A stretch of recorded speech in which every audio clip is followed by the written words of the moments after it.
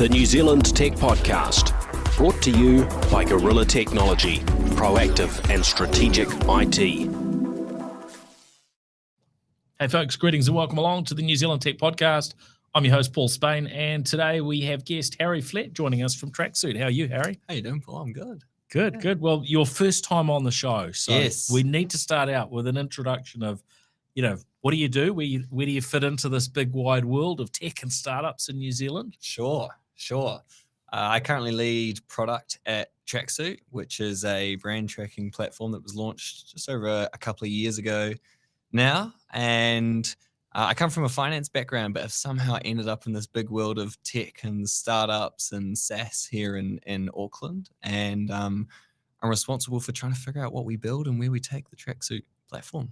That's exciting because Tracksuit's been moving and growing very quickly. You were telling me before the show that last year when you joined the business, there were, 5 of you? 5 of us. And there's now, I think 48, 49 nearly of us. 10 times as many people. Growing every week. So that's incredible. It's been just over a year and a half, and it's been a crazy journey. With the other week, we had 4 people join, which for a 48, 49 person company, that's just over a tenth of the company joining in a single week. So It's been a lot of fun. Wow, that's cool. We're really looking forward to delving in and hearing a little bit about that journey and what it's like, sort of working in the world of product, and what is the world of product, and a bit about the startup world and those experiences.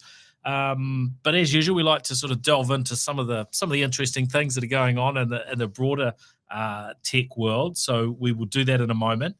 But first up, a big thank you to our show partners, to 1NZ, 2 Degrees, Spark, HP, and Gorilla Technology. Now, into the New Zealand news, one story that caught me, I saw some local coverage, but then it was picked up globally, and this was the headline on the Register: New Zealand's supermarket recipe generating AI takes toxic output to a new level. Some of its suggestions are poison.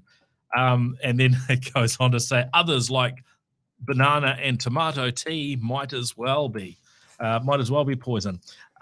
So this was based around the Savvy Meal Bot, which is some smart sort of branding and a sort of smart play from Pack and Save on a place to, I guess, on ways to sort of save money, feed in the ingredients you've got, and what have you got sitting in the fridge, and it'll give you a recipe, which is, you could do the same or something somewhat similar, presumably by taking a list of what you've got in your fridge, fire them into ChatGPT or another AI tool, and it's going to come out with a suggestion. But they've built that, and look, this is kind of what we expect people to do, right? Is to kind of push and see what fun they can have with chatbots and AI and so on. Now, since this scenario, which included from what was reported was someone had a bit of a play around with it. And was suggesting creating something with ammonia, bleach, and water, and of course the I think GPT 3.5 API came back with a cocktail made with a cup of ammonia, a quarter cup of bleach, and 2 liters of water, and mixing bleach and ammonia. This is toxic chloramine gas, which is probably not so good for an individual. So that was obviously somebody just having a bit of fun with it, and in reality, that's probably not what anybody's going to see putting in their normal ingredients. But I see that they've locked it down. We had a bit of a play with it before. What's your thought? I mean, as a branding person, this is it's got a nice Pack and Save logo on it, and it looked very very easy to use. And I guess the change they've made is you can't put in those dodgy ingredients now. You have to pick from a preset list. So yeah, I think the world of large language models and how fast we're moving in this space presents such a big opportunity to everyone, but there's a lot of risks as well. And like all of these tools, they are pretty open to attacks or bad actors trying to prompt a bad response out of them. So it definitely can be. It's a double-edged sword to play in this arena. yeah, I mean, I wouldn't imagine too many people are taking No.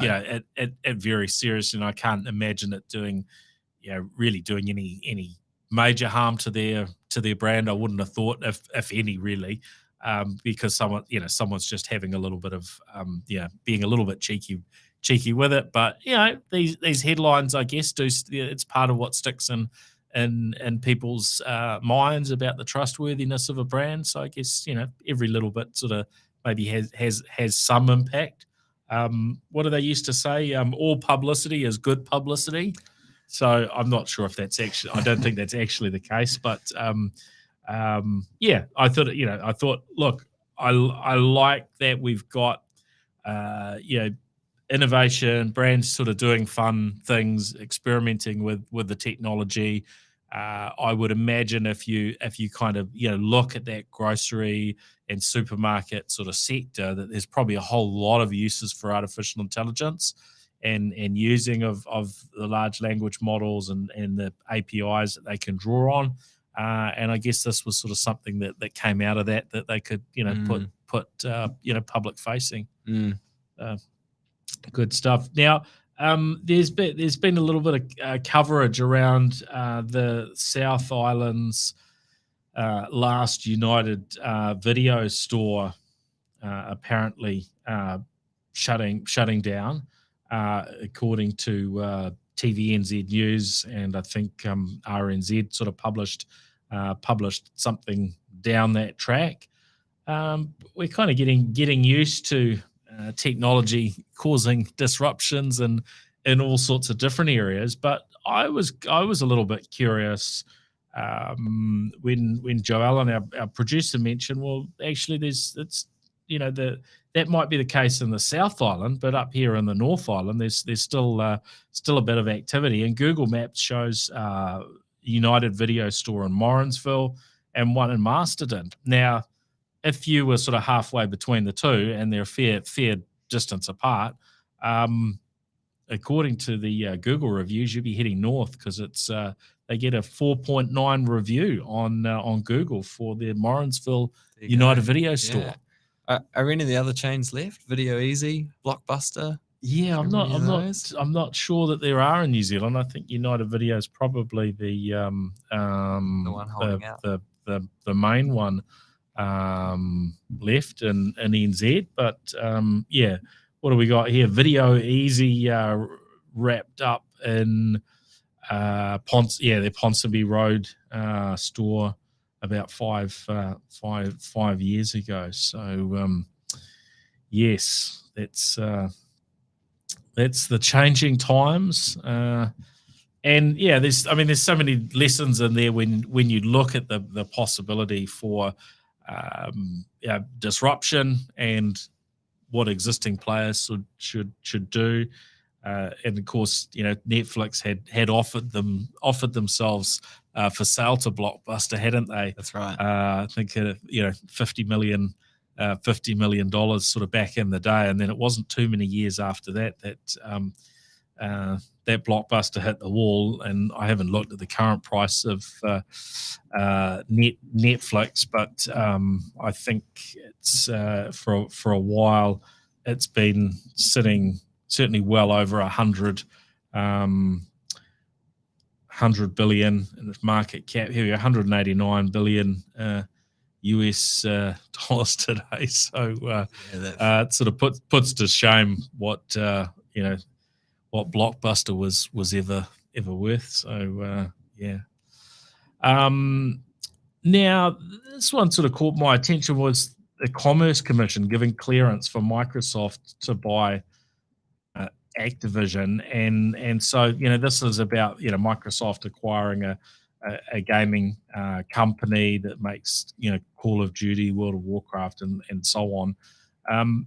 It's kind of fascinating that with an acquisition like this, that they actually have to go out and get get the approval in the markets in which they operate. And I read something somewhere else saying that Microsoft had the approval in something like 49 different markets.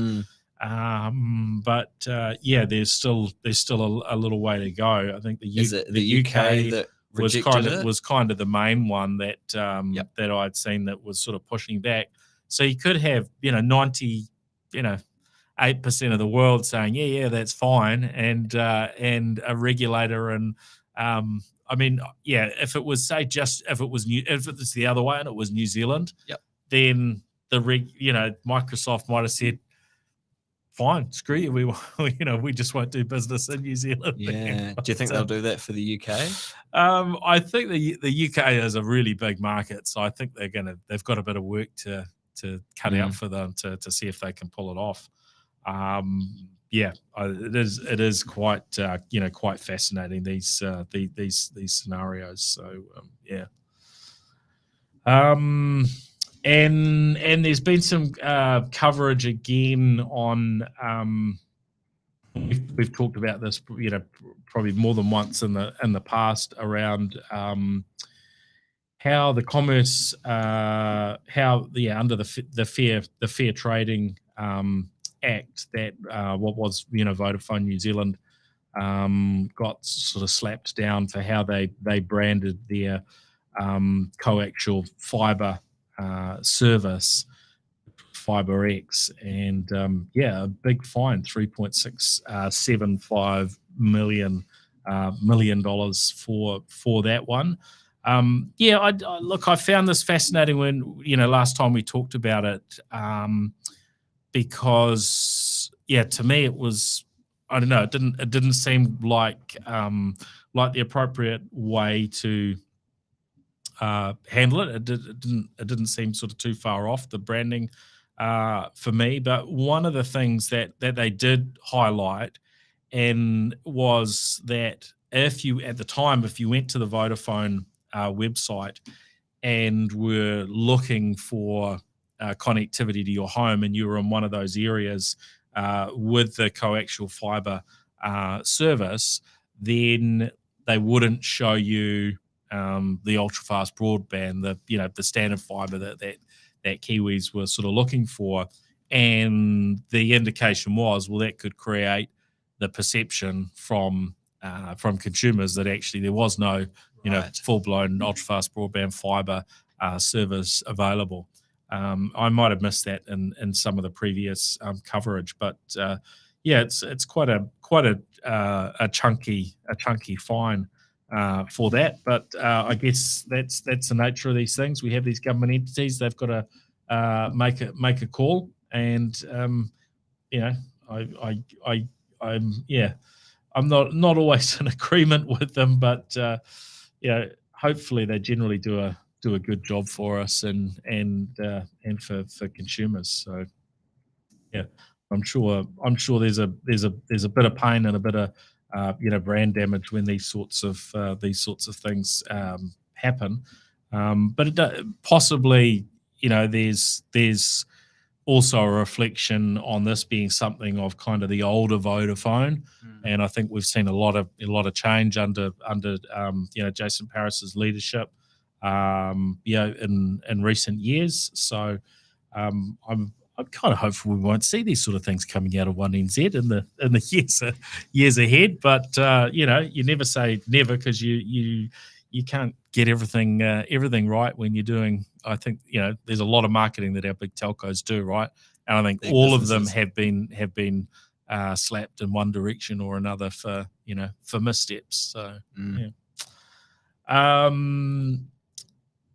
getting on to sort of on an international side, Zoom we'd heard about have been moving people back to the office, which was kind of interesting.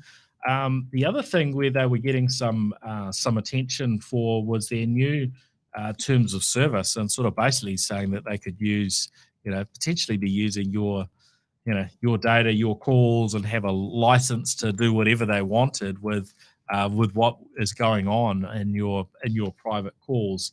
And I see they've now sort of flipped on that and are saying, they're not going to use the content of your calls to train their AI systems. But yeah, I saw a bunch of people were kind of sharing these new terms of service across on social media, and it seemed really head scratching. Actually, this is when you're having private calls and conversations, that are valuable to your business. The last thing you want to be doing is sort of signing off that your service provider can do whatever they want with your data. Surely, Yeah.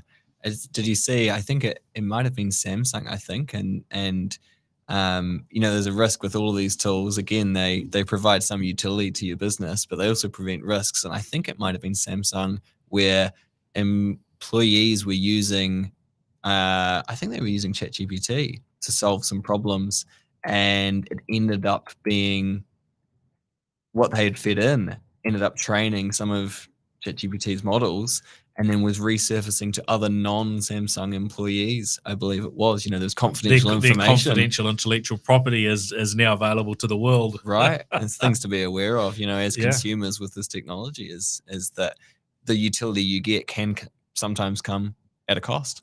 Yeah, it's interesting. We were talking about this with a client that we do sessions with, sort of in person and through online training. But we were doing an in-person session with a couple of the teams last week, going through what are the latest things to understand from a cybersecurity and a data privacy perspective. And one of those was exactly that, but it's not just with, say, a Chat GPT. It's any tool that a staff member decides, I've got this favorite tool, I'm just gonna put all my company notes and stuff in that tool. And if that's not going through your organizational sort of practices and processes, then potentially you end up with IP that's floating around all over the web in all sorts of different places. So it is actually quite important to think about these things. And one of the other areas we've seen becoming an area of issue increasingly is screen sharing in video calls. So the common practice is I'll just share my whole screen and then boom, boom, boom, and access to everyone's tabs, see what else is open, private chats and so on. So it's and it is a little bit of a journey because we still have to encourage. I have to encourage my own team to kind of follow these practices as well. And sometimes people will forget that, even if that's the sort of the standard that you're encouraging everybody to. So these are all things we have to keep thinking about, keep working on. Sam Bankman-Fried, who was the CEO at FTX, who of course fell over last year. He's gone to jail. But he was kind of living a pretty good life, sort of, for a while there. For a period, seemed to be okay out on bail, but he didn't exactly follow the rules, shall we say? So I guess that's the nature of kind of being out on bail. You have to follow the guidance that you're giving, and there was a suggestion that he was trying to tamper with one of the individuals that's going to be involved with the trial and sort of interfere there, which is not usually considered appropriate. So a few lessons. But I mean, this whole situation, or some of these situations that we've seen over recent years, where there's just such big amounts of money and wealth that seem to be created in a very, very short space of time. I guess not created; it's kind of come from a whole lot of different people. In the case of FTX, so there's a whole lot of people that have got burnt, that have effectively been defrauded. So it is kind of nice to know that the law has some teeth here, and he as an offender hasn't followed the rules, so he's got to do the time. Live with the consequences. Yeah. Now you may have also seen around Virgin Galactic. They've finally got their some space tourists, and we've had people in New Zealand for a long time that have been signed up with Virgin Galactic to be able to get to space, and they're away and taking people up to I guess the edge of space and a bit of weightlessness and so on in their space plane, which is quite encouraging, because we saw Virgin Orbit fail earlier on the year, and then of course Rocket Lab bought up some of their assets in recent months. But there's been this dream of people being able to get to space for a semi-reasonable fee. Would you do it if you got the chance? Yeah, it's a really good question. I'm not sure that for, I don't know, a minute or two worth of weightlessness, that's me, that doesn't kind of feel like doesn't sort of seem like that's going to space. It seems like you've got to go a little bit further, and I'm unlikely to be able to afford a ticket on a Falcon 9 up to the space station or anything like that anytime soon. Interestingly, I see Virgin Galactic's fees have actually gone up a fair chunk as well. I remember hearing them around, I think it was something like $250,000 was what it was for their kind of 90-minute trip. But it's according to the latest thing I've read, it's now up to 450,000 US dollars. So we're heading in the direction of $750,000 for a 90-minute trip. It's expensive. Yeah. What's the view from where they get from up there? Do you see much? Or is it more the weightlessness they're experiencing? Yeah, I mean, I think you do get a view, but I guess, and what we've got, now is we've got 3 companies that are that are competing to take people either up to the edge of space or into orbit, and from with SpaceX. So we've got some options, but yeah, it is big bucks. How about you? Is this sort of thing interest you? I think it does in the future, but I think like everything, things will get safer, things will get cheaper and more affordable. They'll get more predictable, and then in the future, I can see myself doing something like this. Maybe not at those price points, but sometimes depends what inflation does, right? Yeah. But yeah, look, I think we are getting into a time where the cost of putting anything in space is coming down. It is. And yeah, as you say, there's it's going to get safer, and there's that sort of confidence that builds as these things become more and more sort of, I'm not sure it'll become pedestrian quite anytime soon, but very, very, very, very safe, and something that's done regularly. But we still do see oddities and safety issues when it comes to space, and so there's a recognition that there's a fair bit of risk, and these things aren't that easy. Getting easier, but they're still not so easy. It's been interesting actually looking at the stock prices of some of these different firms that are involved in the space sector, and because you've got the scenario where SpaceX stock isn't sort of publicly traded, and they're far and away, so much bigger and more successful than anyone else. I guess people are looking at all these other stocks. I see, what is it? Looks like about probably 1.8 billion in New Zealand dollars would be the market cap for Virgin, Galactic. So these companies that aren't necessarily doing a huge amount of business at this point in time, often actually end up as pretty valuable entities. So it is quite a interesting area to watch, and it's great seeing some Kiwi companies as well, and in the space with Rocket Lab and Dawn Aerospace as well. So it's great to see some Kiwis that we're not getting left behind in this race. Yeah, do you find it inspiring just seeing their successes and what they're achieving? It's great seeing again NZ get a place on the world stage and some recognition for the hard work that a bunch of Kiwis are doing, not getting left behind. Yeah, definitely. Yeah, I think super exciting and really encouraging. Well, let's jump in, Harry, and hear a little bit about what you do. So you're product lead at Tracksuit. This product term,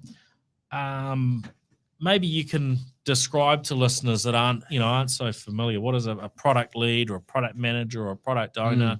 What are these roles all about?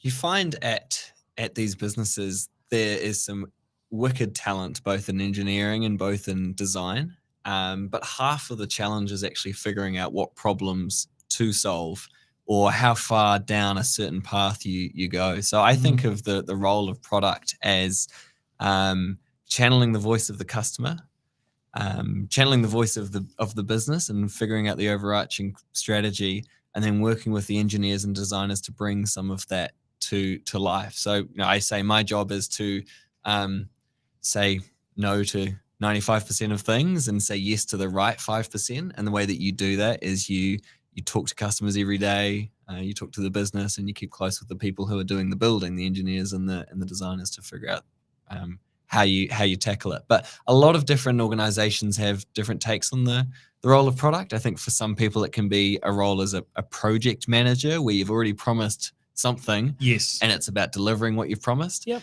I think really good product is where you're given the space to figure out what are the problems that you should be solving and the opportunities you want to be playing. And there's as much to the discovery side of things, figuring out what to build, as there is actually going and building the thing. Yep. So maybe to sort of, I guess, provide some context, run listeners through, what Tracksuit is and what you're all about. Yeah. And then it'd be interesting to hear, a little bit more about how you make it all happen. What product looks like here. Yeah. So it came from the observation that in the D2C era, there were some amazing companies growing really, really quickly in the world of cheap Facebook ads and performance marketing, the likes of... You're talking direct-to-consumer brands? That's people like Allbirds selling their sneakers direct-to-consumers, and Warby Parker, and these are epic companies. But I think what we've seen is that these companies can grow really fast initially, and then that growth can plateau. And the way we think about that is that as a business, you have a responsibility to sell and market to the consumers that are wanting to buy right now, the existing demand, but you also have a job to grow the future demand that's out there. Of course, it's very tempting to focus on the existing demand that's right in front of you and try to convert that. But, as we've seen, especially when the cost of performance marketing is going up and your ad dollars aren't getting quite the same returns, we're seeing that companies are realizing that perhaps they were underinvesting in brand, or this was something that they weren't playing in. And so the first step in delving into the world of creating future demand, of actually looking at growing the potential market, is actually being able to measure the impact of what you're doing. And so marketers have solved this traditionally by working with research agencies that send surveys out and try to understand what consumers think and feel about brands, and what proportion of people know and recognize them, and setting a benchmark, and then trying to move that.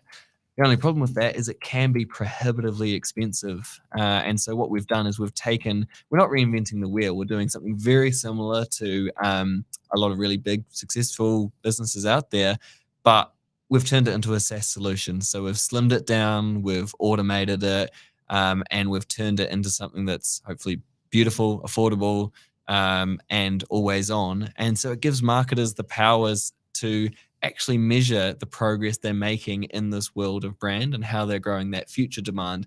And they can marry what we measure up with all the other metrics that they already have in their day-to-day of the existing conversion and harvesting of existing demand that they have. Right. It seems to me that it's potentially going to open up a much bigger market of organizations that would draw on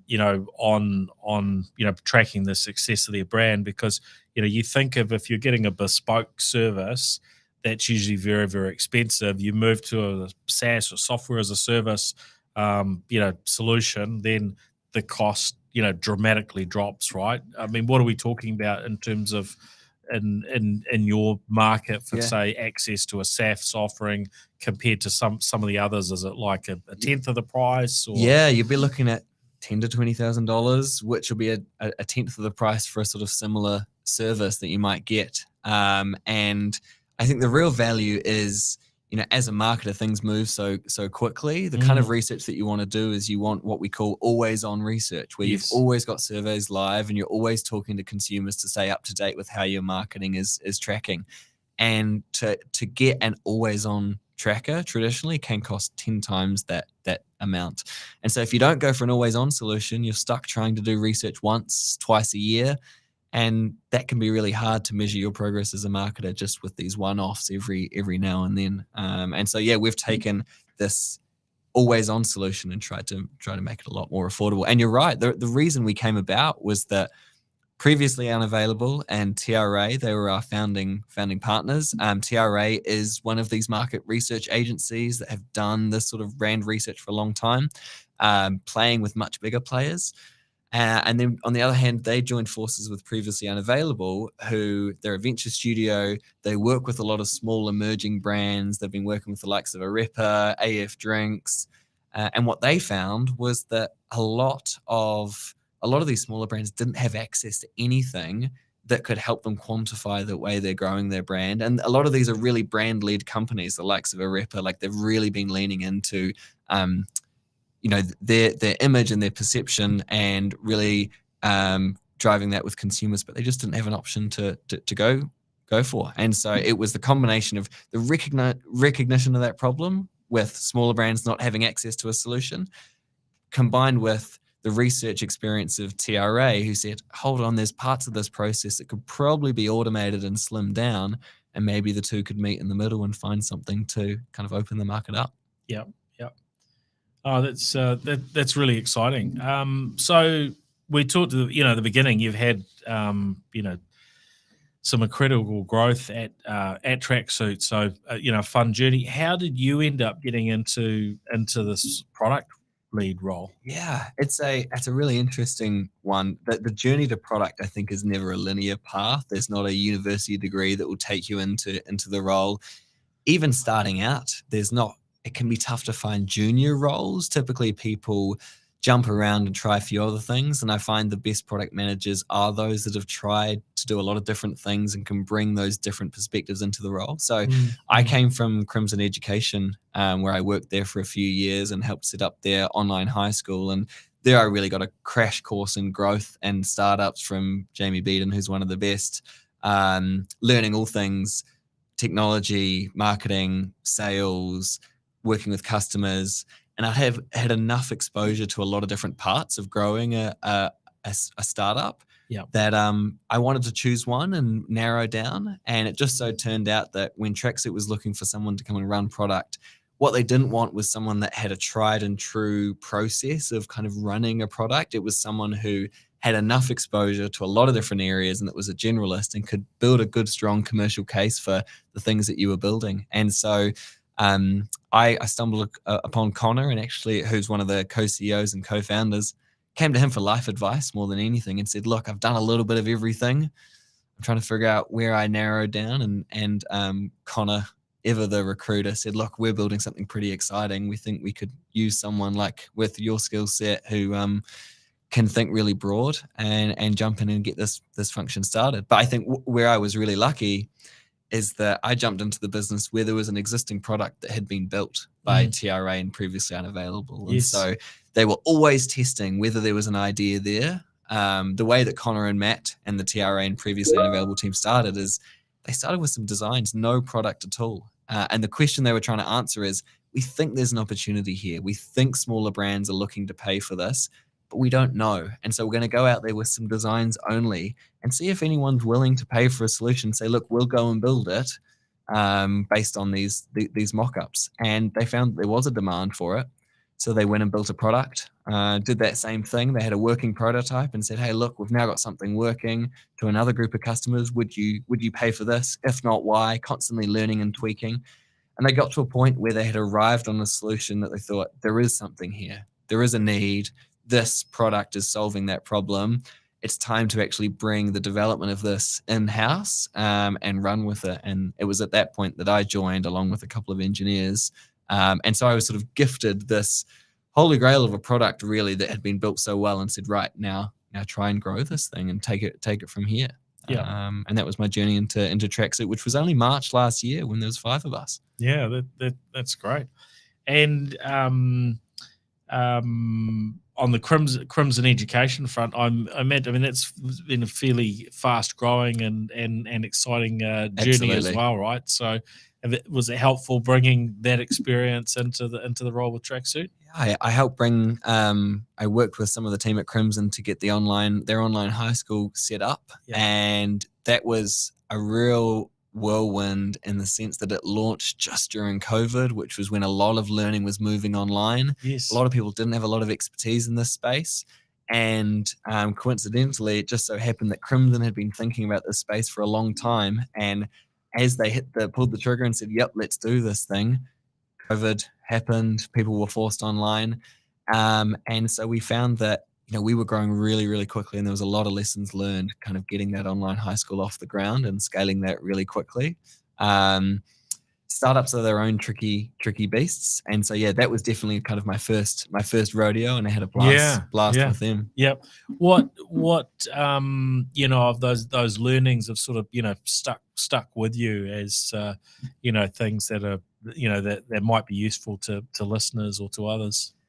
Yeah, there's probably a few things. I would say being really clear on the problem you're solving is one. I think in these spaces, there's so many opportunities to do so much good work. I think it's always coming back to what is the problem that we're solving, because you'll find tangential problems to solve as you dive into these spaces. So it's always coming back to, what are we solving? I think the other thing that I reflected on a lot is the importance of building a strong culture. And this was something Crimson thought about, and so that I've tried to take into Tracksuit as well, which is to build these businesses, you've got to attract top talent, and top talent go to places where it's a great place to work. And I think it's important. It's made me realize, how important that is. Yeah, definitely.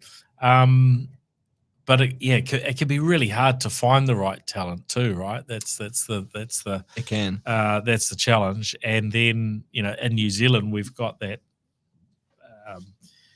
challenge that the pool is only so big, right? Right. And we've tried to build. We've taken a bit of a stance and said, look, with everyone being remote, we're actually going to try and build a kind of office first in-person business. And you're seeing a lot more companies actually make that decision as well and say remote definitely has its benefits, and there is a time and place for it, and flexibility is great, but there is also a lot of benefits to being in the same room, especially when you're growing really quickly. And so we've built a flexible workplace at Tracksuit, but we've also trying to build it in a way where people actually do want to come in and spend time together. And we've found that to be working really well as a fast growing place.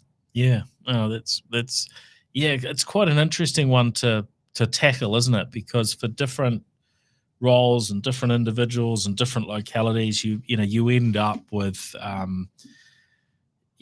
not necessarily everybody wanting to go in exactly the same direction, but there's something often that is achieved in person that doesn't necessarily happen over a video call. And it's funny seeing how things swung to fully remote during COVID, and then everyone's been navigating this decision of how do we think about remote work now that COVID's, touch wood, started to settle down. Yeah. And I don't think there's a right answer. Different policies will work for different organizations and for different people.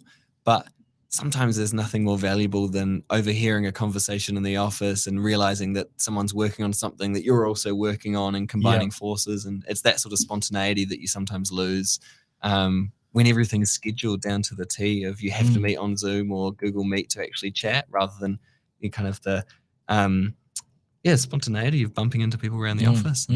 So what percentage of the team, the Tracksuit team, are in Auckland?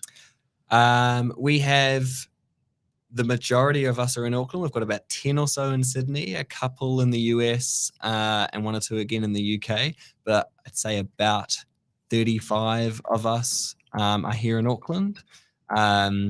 And we do have a couple of remote staff, but the way that we've positioned it is they come actually up to Auckland regularly and spend time with everyone in person before going away. But for those in Auckland, it doesn't mean they're in the office every day. We've got people that come in 2-3 days a week. But we did an office survey recently while we've been trying to figure out, we've been relocating offices, trying to keep up with the growth.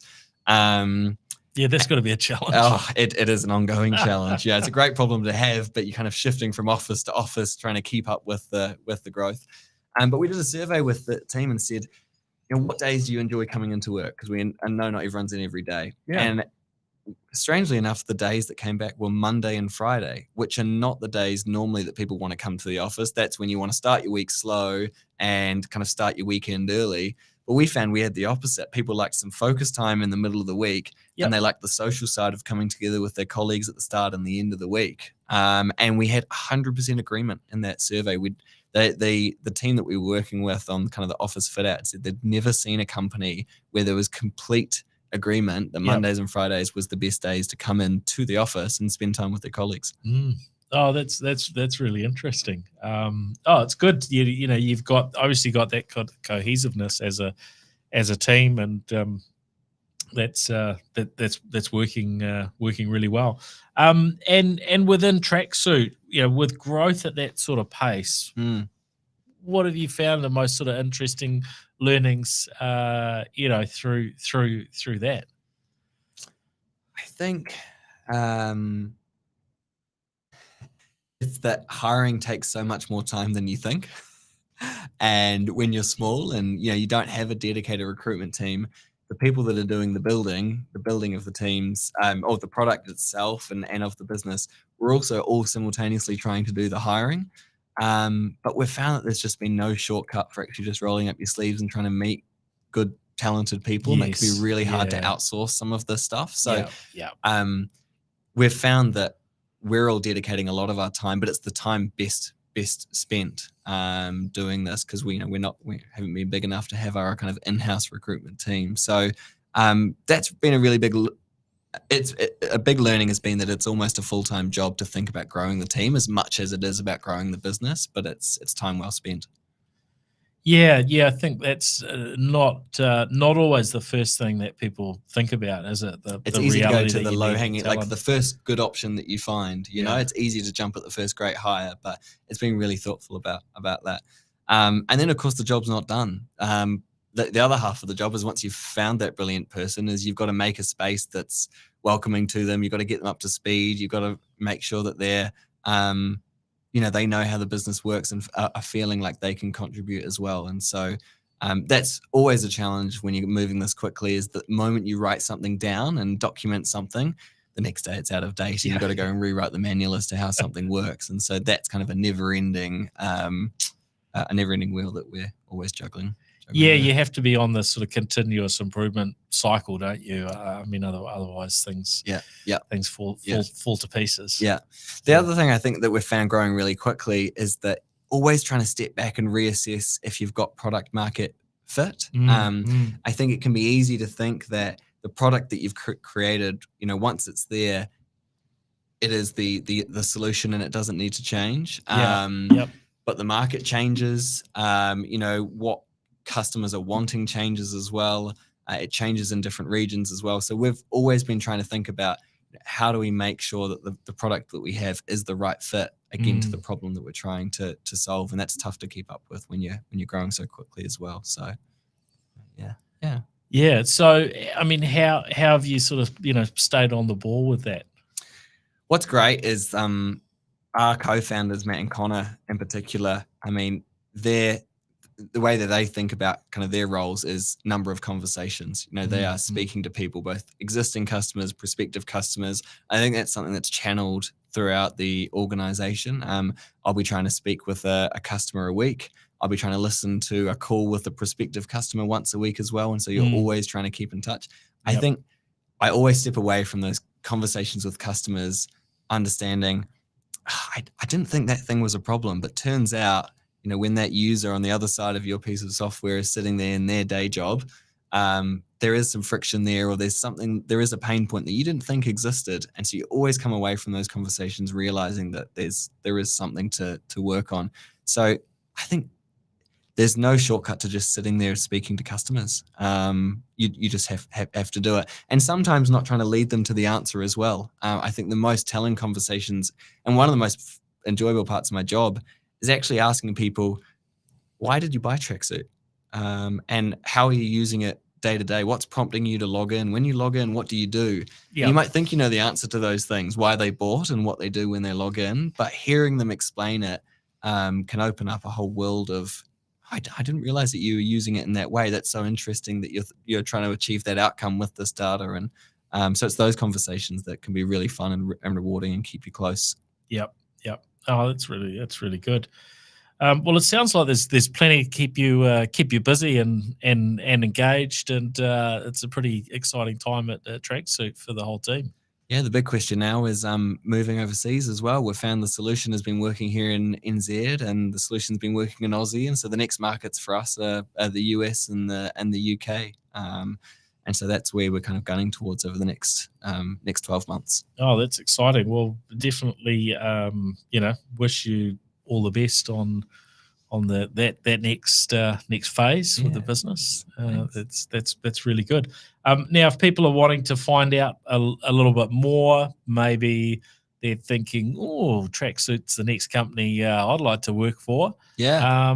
Where do people go and have a look? I might regret doing this, but I'm always happy for people to email me personally. Again, spending time meeting people is one of the most important things we can do. So one, they can email me personally, Harry@, gotracksuit.com. Yeah. Super easy, but otherwise our website, gotracksuit.com, is the place to go, and there's a careers page there and more information about a company. And the other thing is you'll find us on LinkedIn. With a company that's been very focused on brand, we're thinking about our own brand. And so with a name like Tracksuit, we've actually given everyone our own tracksuits to wear. And so you'll find us very active on LinkedIn, posting photos and some tracksuits that you can go and see. Our tradition is every time someone new joins the team, we'll take a photo of them in a tracksuit and put it on the company LinkedIn page and say, look, here's Paul who's just joined the team in his new purple tracksuit. So you can find us on LinkedIn of all places as well. Yeah. And just to avoid any confusion, I haven't joined the team at this point. We can get you a tracksuit though if you'd like one. That sounds cool. Now, one thing I forgot to mention, we were sort of talking through some of the tech news actually, and you mentioned of LinkedIn sort of helped remind me of a post and a video that was put online in the last few days, and it's sort of a crossover with some of the things we've been talking about, and telecommunications, we've been talking about space and so on. And what we know is that, our three major telcos in New Zealand are all, racing towards providing satellite coverage around New Zealand. And so I've sort of just been fascinated by the number of SpaceX launches. They just seem to be continuous, but they're putting up their new Starlink Gen 2 satellite. So they've gone from launching, I don't know, something like 52 satellites per launch to 22, which is because they're much bigger and more capable. And my understanding is these new satellites are the cellular, capable ones. So that's happening. So they're just rolling them out, so fast. I haven't kept track with how many of them, are up there now, but that's what, 1NZ are going to be using for their coverage. And then we've had Link, who are going to be providing the capabilities for 2 Degrees and Spark. And 2 Degrees posted, it was probably about a week ago actually, that they've done their initial trial, or they've done a trial or a test in the Hanua Ranges near Auckland, and have actually done a satellite voice call. So it's coming together in the background, and it won't be, hopefully not a million miles off before, as Kiwis, we can get access to, to that much broader coverage, which will start with texting, because there won't be, consistently satellites with the cellular capability, over us all the time.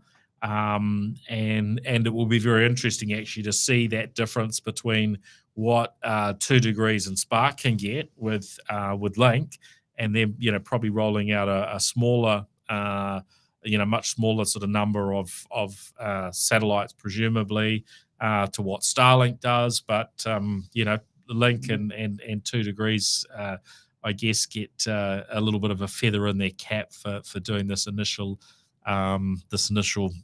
voice call recently. So I think it's really exciting to see this sort of technology, happening and coming to New Zealand, very, very quickly comparatively to a lot of parts of the world. The announcements are, very close to the forefront. So, yeah, very cool. Well, a big thank you for coming on the show. Really appreciate it, Harry Flett. Also, a thank you to our show partners, to Gorilla Technology, HP, 2 Degrees, Spark, and 1NZ for their support of the New Zealand Tech Podcast. We will, of course, be back again with another episode next week. If you've been watching or listening to the live stream, be sure to fire up your podcast app, whether it's Spotify or Apple Podcasts, etc., and follow the show on a podcast app. And of course, if you're listening to the audio, which is always the bulk of our audience, then do make sure you follow us on any of the platforms that you catch videos on. You can subscribe to NZ Tech Podcast or follow on YouTube, on Twitter, or is it X, Facebook, and the live streams on LinkedIn are usually from my account. So feel free to follow me, Paul Spain, on LinkedIn. Or if you'd like to connect with me, go ahead, just let me know that you're a listener. Great. Thanks, Harry. Thanks for having me on, Paul. Yeah. Cheers. Likewise, been good to have you. Cheers. No worries. The New Zealand Tech Podcast, brought to you by Gorilla Technology, proactive and strategic IT.